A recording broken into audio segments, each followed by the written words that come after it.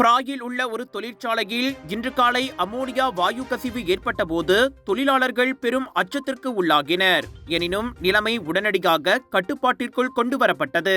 இது தொடர்பாக காலை மணி 8:59க்கு தனது துறை அவசர அழைப்பை பெற்றதாக பினாங்கு தீயணைப்பு மற்றும் மீட்புத் துறையின் உதவி இயக்குனர் ஜான் ஃபேகன் பிரான்சிஸ் கூறினார். இதனைத் தொடர்ந்து அடுத்த 10 நிமிடங்களில் சம்பவம் நிகழ்ந்த இடத்திற்கு பிராய் தீயணைப்பு மற்றும் மீட்புத் துறையினர் சென்றடைந்தனர். மேலும் அஸ்மாட் எனப்படும் ஆபத்து ரசாயனங்களை அகற்றும் பிரிவை சேர்ந்த குழுவினரும் அங்கு சென்றனர்.